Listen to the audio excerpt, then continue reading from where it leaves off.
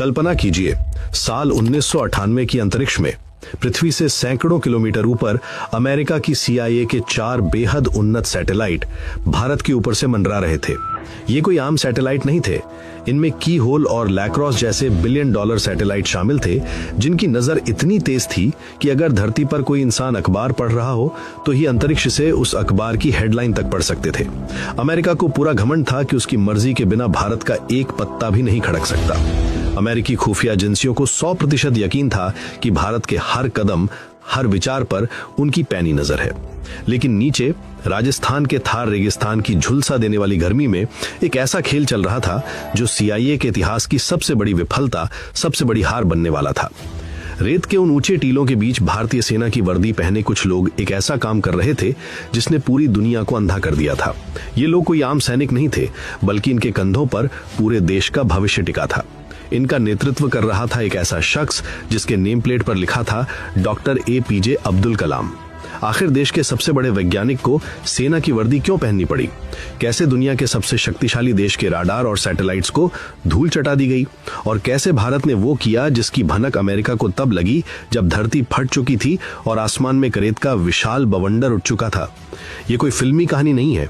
ये भारत के स्वाभिमान, साहस और विज्ञान की सबसे बड़ी, सबसे रहस्यमयी और सच्ची दास्तान है, ऑपरेशन शक्ति। पोखरण 2 की वो गुप्त कहानी जिसे सुनकर आज भी हर भारतीय का सीना गर्व से चौड़ा हो जाता है। आइए समय के पन्नों को पलटते हैं और उस खुफिया चक्रव्यूह के अंदर चलते हैं जिसे भेदने की ताकत दुनिया की किसी महाशक्ति में नहीं थी। कहानी की असली शुरुआत 1998 से नहीं, बल्कि दशकों पहले हो चुकी थी। जब भारत 1947 में आजाद हुआ तो दुनिया 2 गुटों में बढ़ चुकी थी। एक तरफ अमेरिका और दूसरी तरफ सोवियत। परमाणु हथियारों की दौड़ शुरू हो चुकी थी।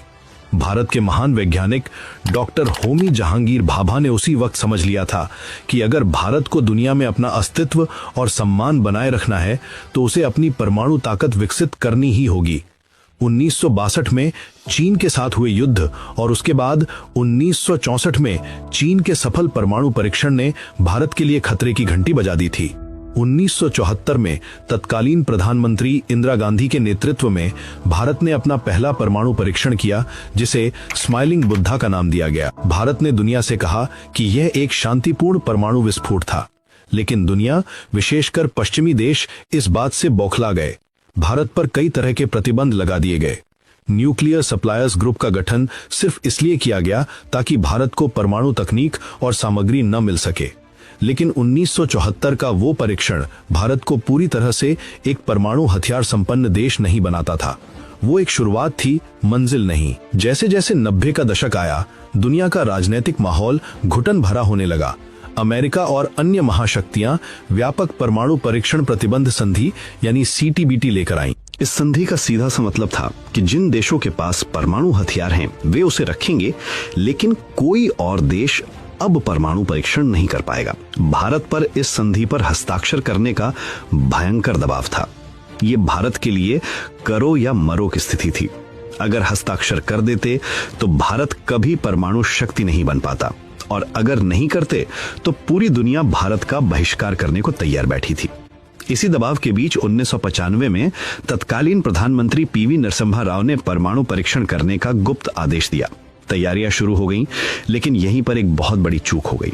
पोखरण में काम कर रहे इंजीनियरों ने जो केबल यानी जो तार बिछाए थे, उन्हें रेत से अच्छी तरह नहीं ढका। अमेरिकी सैटेलाइट्स ने उन केबल्स की सीधी रेखाओं को पकड़ लिया। तुरंत अमेरिकी खुफिया एजेंसियों ने भारत की इस तैयारी को भांप लिया। उस वक्त भारत में अमेरिकी राजदूत फ्रैंक विजनर ने नरसिम्हा राव को सैटेलाइट की तस्वीरें दिखाते हुए धमकी दी कि अगर भारत ने परीक्षण किया तो अमेरिका ऐसे आर्थिक प्रतिबंध लगाएगा कि भारत की अर्थव्यवस्था तबाह हो जाएगी। भारत को उस वक्त अपने कदम पीछे खींचने पड़े। ये भारतीय वैज्ञानिकों और देश के लिए एक गहरा आघात था, लेकिन इस विफलता ने हमारे वैज्ञानिकों को एक बहुत बड़ा सबक सिखाया।